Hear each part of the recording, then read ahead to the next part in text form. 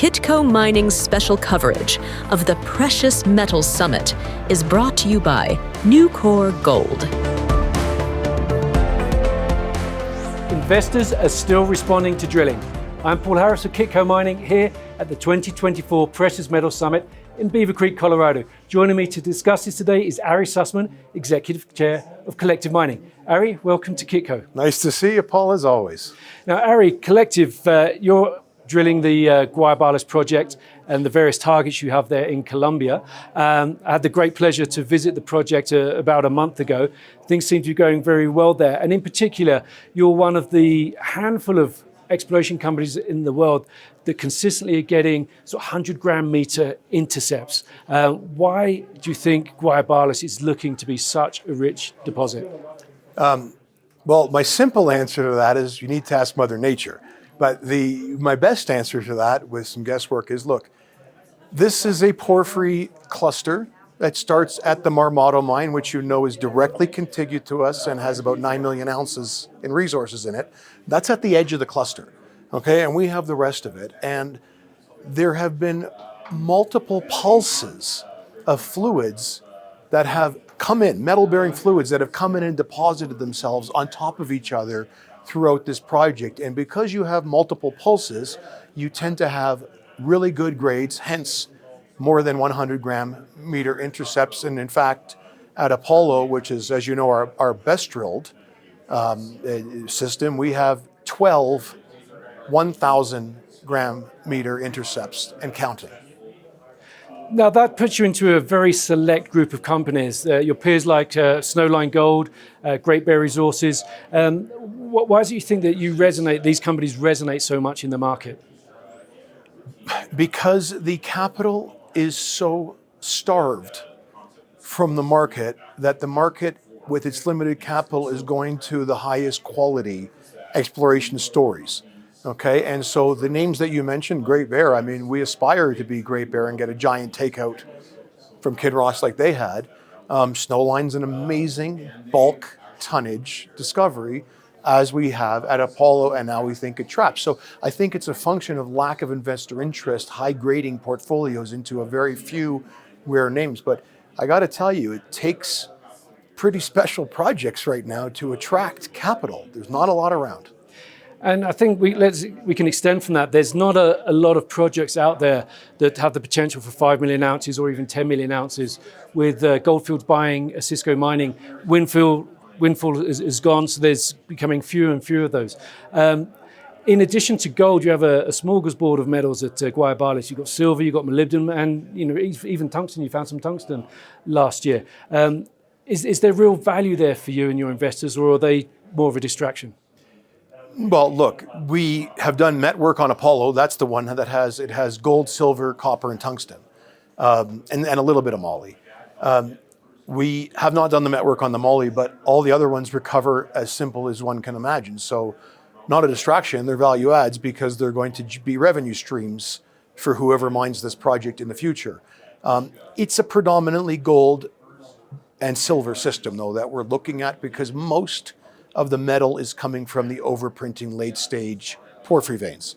So that's really how this project is looking.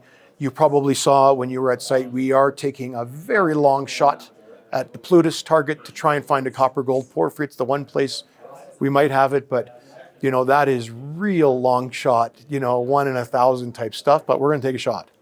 Well, and one of the reasons you can do that, of course, is because you've been well financed.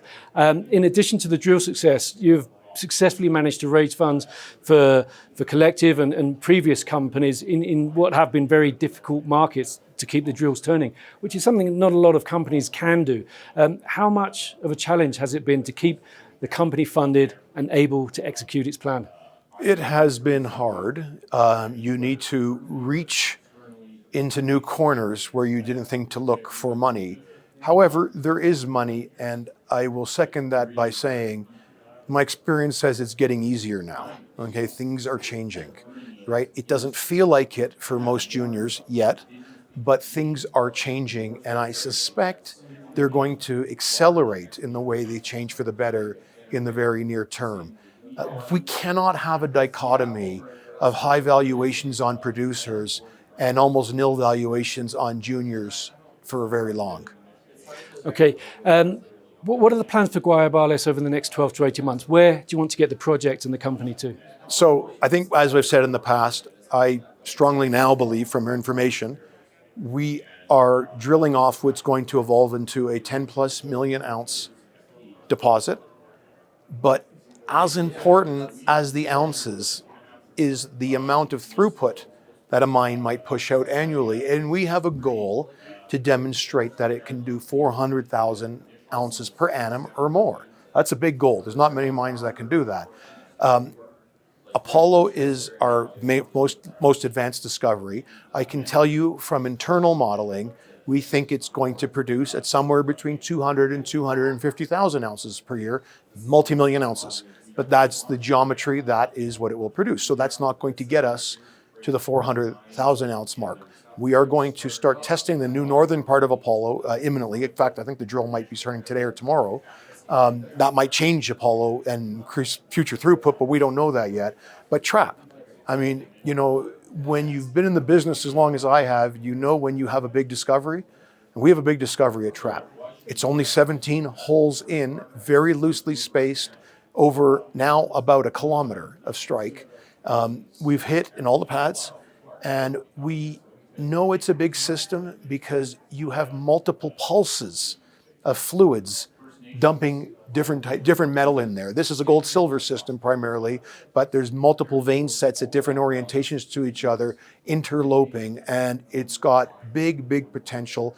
I think if the stars align as we continue to step out, it's possible that deposit could actually become larger ultimately than Apollo. A moment ago, you sort of jokingly said you'd love to get us the kind of takeout Kinross and Great Bear. Kinross, as you mentioned, put out a very good PEA this week. As I mentioned, Gold Fields bought Windfall off Osisko Mining. These 10 million ounce plus deposits are increasingly rare. Is there the sense of fear of missing out starting to emerge amongst the bigger gold companies? They perhaps have to move quicker than they would have thought to secure projects that may be their future pipelines. So if you're a gold producer and you're not active in M&A, I think you need to fire yourself as management, because you're trading at decent multiples and the PNAV multiples of non-producers are a fraction of yours. So effectively right now, just about any transaction is accretive. With that said, I think we're going to be in a little bit of a quiet period in the M&A for the next few weeks until we see what happens with the Newmont asset sales. I think there's a lot of people into the rooms there and into the bids. And so I think that's going to make it quiet.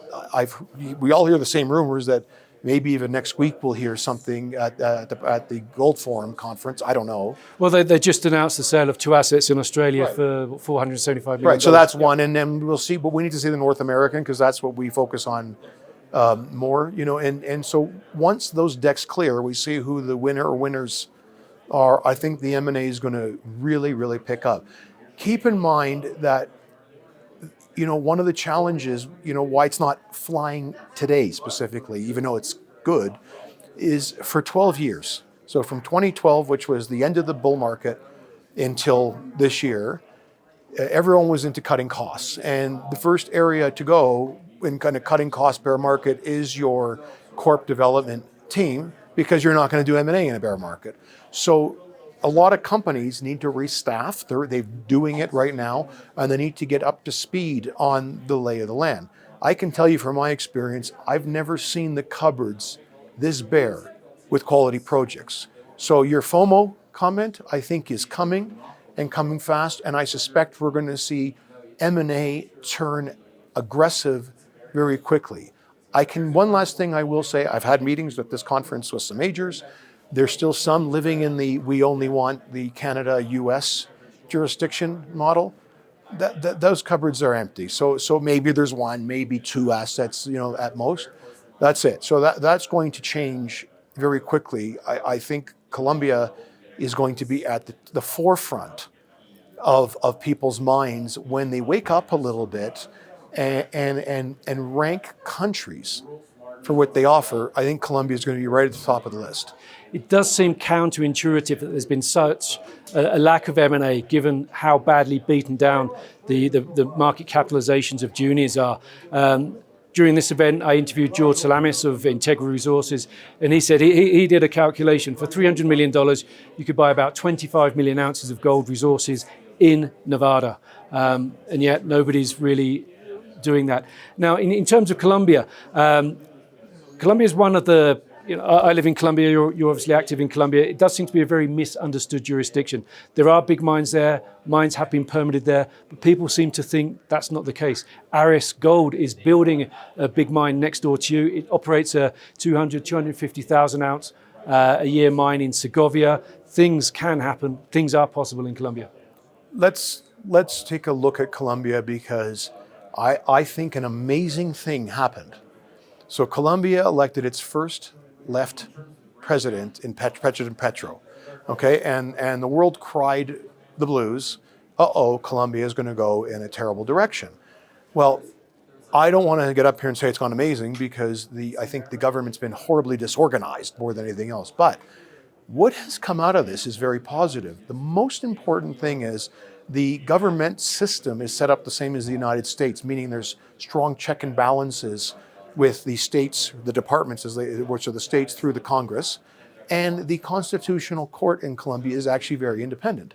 And so there have been some pretty left socialist ideas brought forth, from mining initially into pension, into these other things. All of it has been properly thwarted by either the Congress or the Constitutional Court. So now we have an example that it works. Now, Colombia is the oldest democracy in South America, as you know. It's got excellent rule of law. I personally would never invest in a country where the tax rate is not set in law. So Colombia, you come in, you know exactly what your tax rate is for mining and your royalty rate. There's no negotiation. I don't play that game. In the time frame that this government has been in power, which is about 25 months, 24 and a half months right now, there have been 7 permits issued for mines, okay? 2 underground and 5 open pit. Most recently, as you know, Cordoba Minerals got their work permitted, what they call a PTO, for an open pit copper gold project. So has there been anywhere near 7 mines permitted in the United States where I live? I think there's been 1. Barrick with Gold Rush, right? And that's right inside their infrastructure, and it took years. So this is an attractive jurisdiction. And by the way, the law states that large-scale projects in Colombia, when your environmental impact study is accepted for review, you need your answer to be given to you in 10 months or less. So the permitting timeline is 10 months.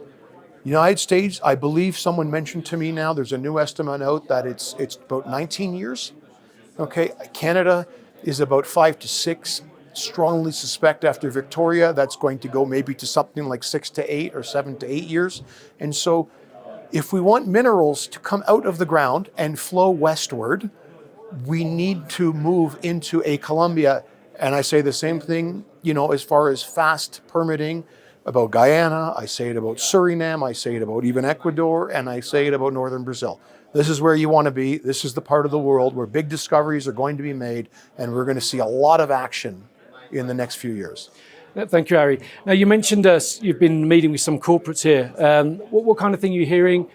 Is that geared towards strategic investment, possible M&A? What's the vibe? So I always start a meeting off saying we have no interest in M&A. Like, we have a 3 to 4 year plan from today to sell this company. That is our goal. I hope we achieve it. And so we're not interested in thinking about M&A right now, because we think we have too much value to unlock. But strategic investment, always open to conversations and always open to people coming in under C8 to our data room. So we're still seeing some companies say, we only want Canada and the US. We like tier 1 jurisdictions. I tend to think those are not tier 1 jurisdictions. I fail to see why they're classified as that, given the complexities of actually getting permits, right, and costs and other things around it. But that's going to change. I remember 20-ish years ago, 25 years ago, when I was young in this industry, there were premium valuations given on projects in Chile and Peru to that of Canada, the United States, because big discoveries were being made, just like we're going to see in the Colombias, Ecuadors, countries like this, and you could advance them at a rapid rate.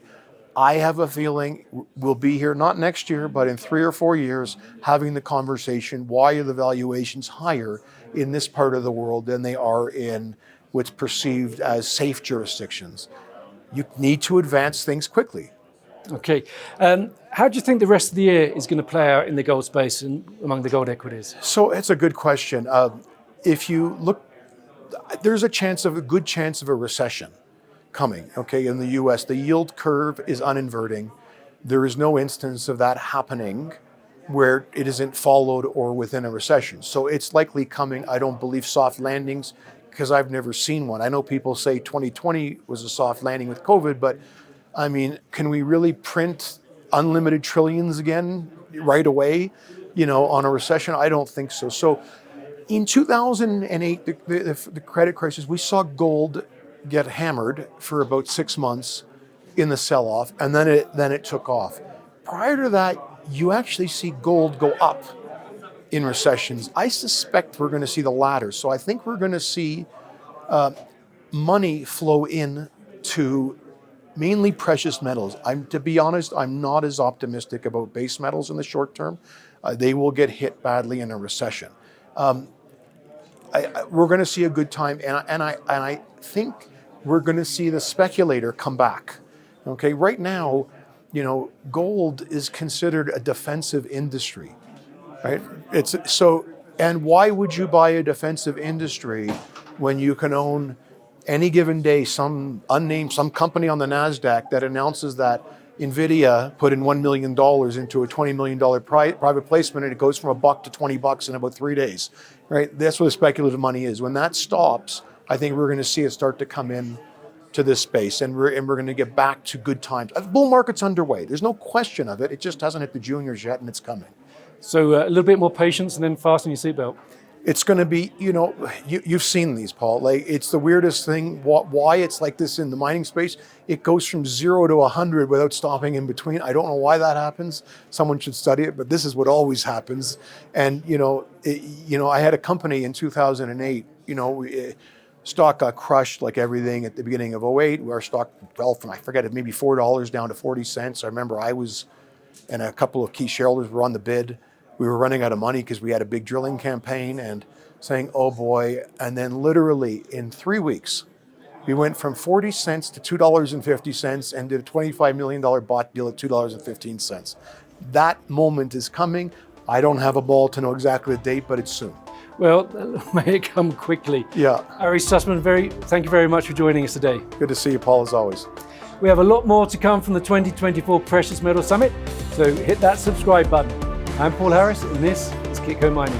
Kitco Mining's special coverage of the Precious Metals Summit is brought to you by Nucor Gold.